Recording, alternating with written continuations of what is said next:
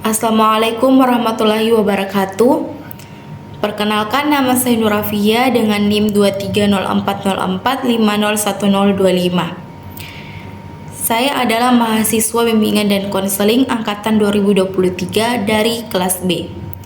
Adapun tujuan saya membuat video ini yaitu untuk memenuhi tugas ujian tengah semester saya pada mata kuliah Psikologi Konseling yang diampu oleh Profesor Dr. Abdullah Saman MSI Kons, Bapak Zulfikri SPD MPD, dan Bapak Muhammad Fikri Syahril SPD MPD. Nah, dalam video ini saya akan membahas dua materi yang berkaitan dengan psikologi konseling. Materi pertama yang akan saya bahas yaitu hubungan terapeutik, dan materi kedua yang akan saya bahas yaitu senyum dan empati. Nah, langsung saja pada materi pertama yaitu hubungan terapeutik.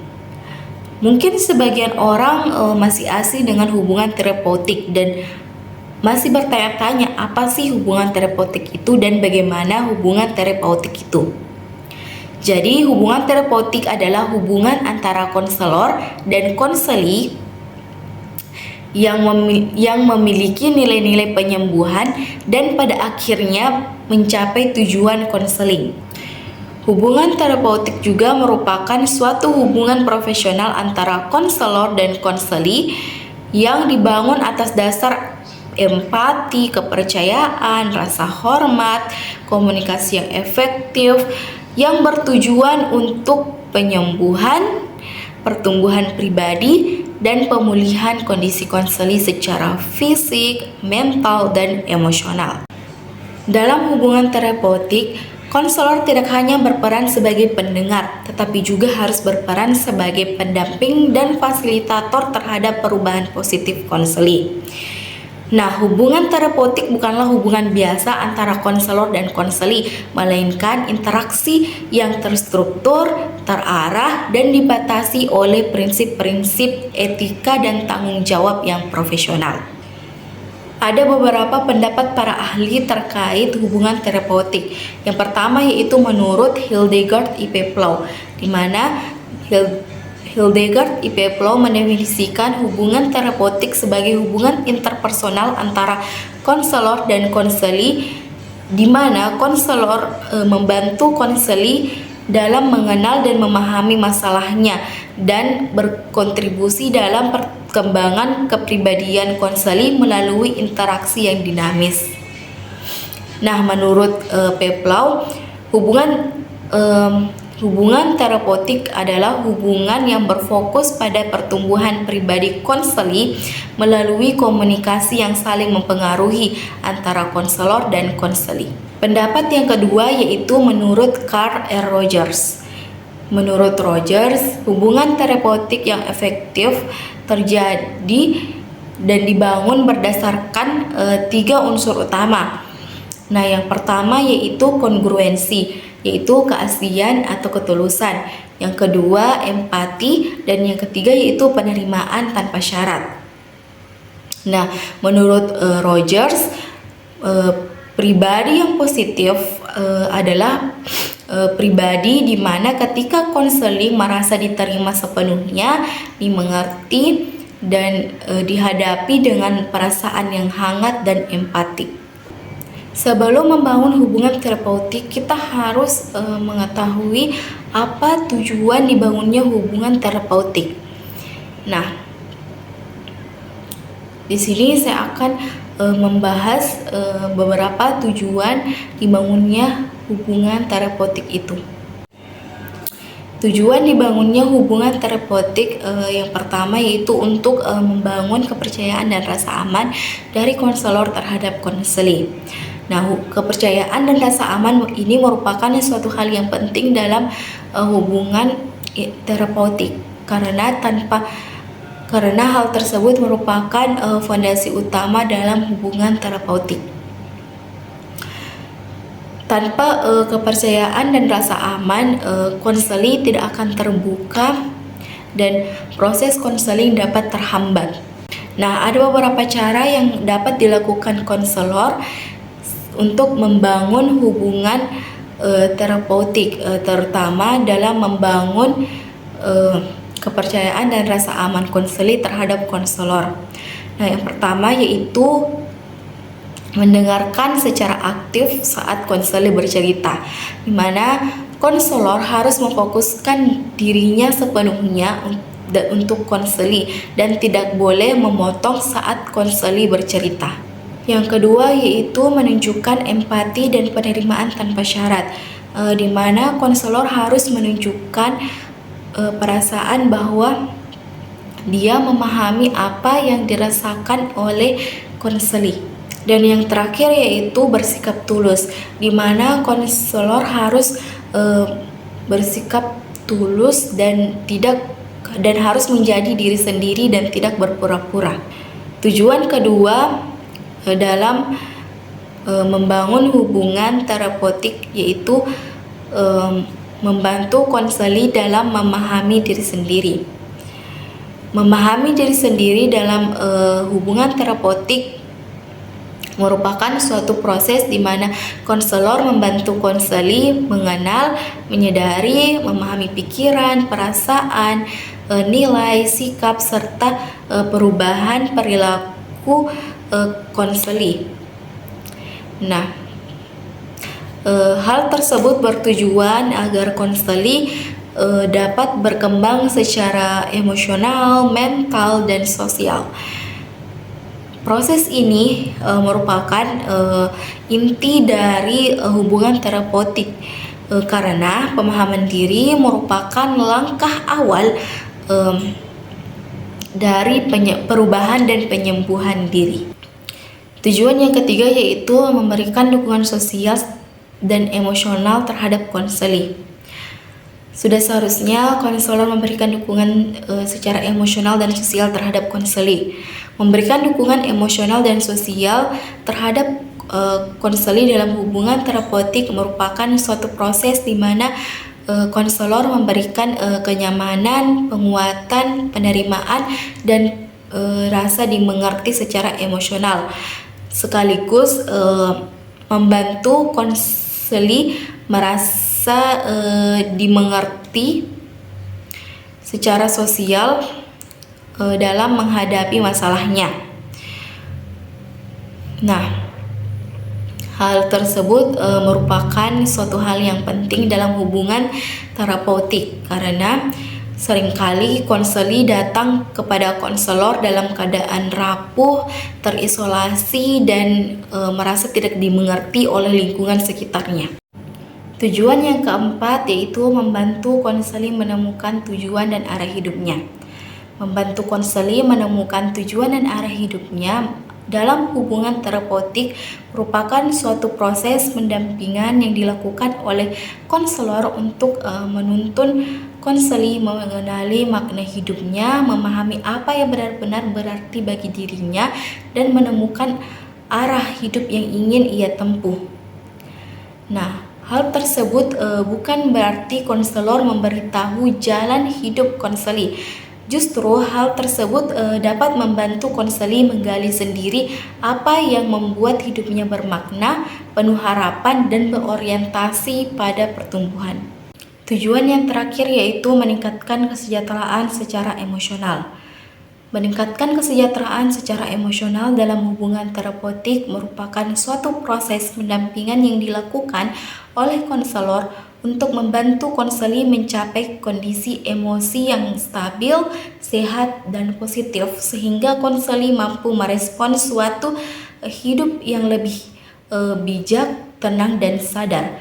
Hal ini merupakan salah satu tujuan inti dari hubungan terapeutik, karena kesejahteraan emosional menjadi dasar penting bagi kesehatan mental dan kehidupan yang bermakna. Proses membangun hubungan terapeutik antara konselor dan konseli ada beberapa tahap. Yang pertama itu tahap pengembangan hubungan.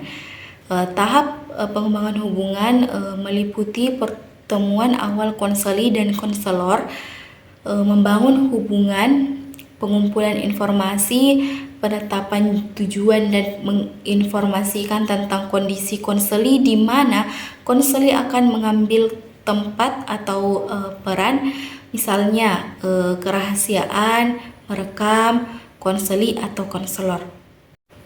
Tahap kedua yaitu extended eksplorasi. Tahap ini dibangun atas dasar yang ditetapkan dalam tahap pertama. Melalui teknik yang dipilih, pendekatan teoritis dan strategi, konselor mengeksplorasi secara mendalam dinamika emosional dan kognitif dari konseli. Parameter masalah, mencoba solusi sebelumnya, kemampuan pengambilan keputusan, dan evaluasi tujuan yang ditentukan pada tahap pertama. Tahap ketiga yaitu resolusi masalah. Tahap ini tergantung pada informasi yang diperoleh selama 2 tahap sebelumnya, yang ditandai dengan meningkatnya aktivitas untuk semua pihak yang terlibat.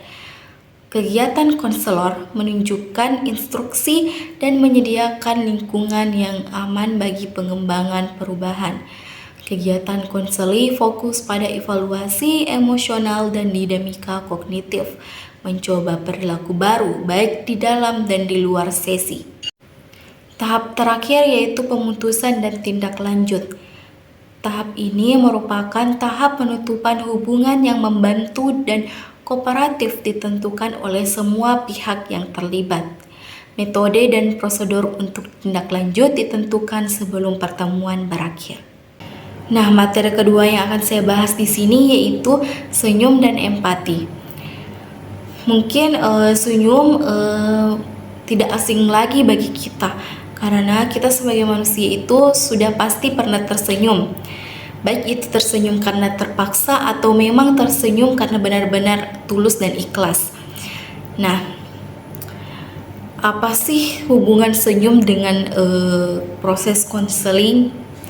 Jadi, senyum dan proses konseling merupakan suatu hal yang sangat berhubungan. Apalagi saat ingin membangun hubungan antara konselor dan konseli.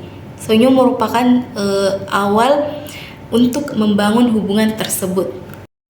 Senyum dalam proses konseling merupakan bentuk komunikasi nonverbal yang digunakan oleh konselor untuk menciptakan suasana yang hangat, aman, dan terbuka, serta membangun kedekatan secara emosional dengan konseli. Meskipun terlihat sederhana, namun senyum memiliki peran penting dalam menciptakan hubungan terapeutik yang efektif. Peran senyum dalam proses konseling sangat penting karena senyum dapat berfungsi sebagai alat nonverbal yang dapat memperkuat hubungan terapeutik antara konselor dan konseli. Senyum selain dari mencerminkan emosi seseorang juga mengandung unsur estetika atau keindahan di dalamnya. Estetika di dalam dunia medis meliputi kecantikan secara virtual atau tampak. Dalam psikologis, senyum digunakan untuk membuka sesi konseling, memperkuat komunikasi yang positif, dan memberikan dukungan emosional. Empati dalam konseling merupakan kemampuan konselor untuk merasakan, memahami, dan menanggapi perasaan serta pengalaman konseli secara mendalam, seolah-olah konselor berada dalam posisi konseli, namun tetap menjaga batas profesional dan objektivitasnya. Empati merupakan fondasi utama dalam hubungan terapeutik yang efektif. Karena tanpa empati, konseling bisa terasa kaku, dangkal, dan tidak menyentuh. Menurut Carl Rogers, empati merupakan kemampuan untuk merasakan dunia pribadi orang lain atau konseli seolah-olah itu adalah dunia kita sendiri, tanpa pernah kehilangan seolah-olah itu. Sedangkan menurut Gerard Egan, empati merupakan kemampuan untuk secara akurat memahami pikiran, perasaan, dan makna yang disampaikan oleh konseli, lalu menyampaikannya kembali secara jelas dan empati dalam konseling merupakan perihal yang sangat berarti, mengingat proses konseling merupakan suatu dorongan lewat interaksi. Salah satu permasalahan yang kerap muncul yaitu minimnya rasa empati dalam berbicara yang dapat menimbulkan kesalahpahaman interaksi komunikasi sehingga konseling frustasi serta tidak dapat khasiat yang dihasilkan dari proses konseling tersebut. Empati itu ikatan interpersonal Empati juga merupakan keahlian dengan berbagai macam definisi yang berbeda yang mencakup spektrum yang luas, berkisar pada orang lain yang menghasilkan kemauan untuk membantu hadapi emosi yang seragam dengan emosi orang lain, mengenali apa yang orang lain rasakan. Salah satu contoh empati dalam konseling yaitu ketika konseli berkata, "Saya merasa gagal karena nilai saya jelek dan saya merasa kecewa dengan diri saya sendiri." Konselor dapat merespon dengan nada lembut dan berkata, "Sepertinya kamu benar-benar kecewa dan merasa tidak cukup baik ya. Itu pasti berat, apalagi kamu sudah berusaha keras." Nah, konselor tidak langsung memberi saran, tapi mengakui dan menyelami perasaan konseli. Sebagai pengetahuan tambahan, empati itu berbeda dengan simpati ya. Kalau empati itu kita merasakan dan seolah-olah berada di posisi konseli atau orang tersebut. Kalau simpati itu kita hanya merasa kasihan atau iba kepada orang dari jarak emosional. Salah satu contoh empati yaitu misalnya aku benar-benar turut merasakan kesedihan yang kamu rasakan. Kehilangan orang yang benar-benar berharga bagi kita itu merupakan suatu hal yang berat. Namun jika kamu butuh seseorang untuk bercerita, aku di sini bersedia untuk selalu mendengarkan cerita kamu. Nah, berbeda dengan simpati. Salah satu contoh simpati itu misalnya, wah sedih banget ya, semoga kamu cepat sembuh dari sedih yang kamu rasakan. Keutamaan empati dalam proses konseling ada dua. Yang pertama yaitu empati dapat dijadikan kepuasan bagi konseli, di mana kepuasan merupakan hal yang paling penting untuk diperhatikan dari setiap hubungan. Kepuasan konseli dalam layanan konseling dapat terjadi karena beberapa sikap yang membuat konseli merasa nyaman, tenang, dan menaruh kepercayaan sepenuhnya. Dan yang kedua yaitu empati menjadi suatu pengaruh dalam konseling selain beberapa keutamaan empati yang telah disebutkan. Nah, mungkin itulah tadi beberapa materi yang dapat saya jelaskan di dalam video ini. Kurang dari lebihnya mohon dimaafkan karena manusia itu tempatnya salah. Jadi sekali lagi kurang dan lebihnya mohon dimaafkan. Wabillahi taufiq wal hidayah. Wassalamualaikum warahmatullahi wabarakatuh. Bye bye.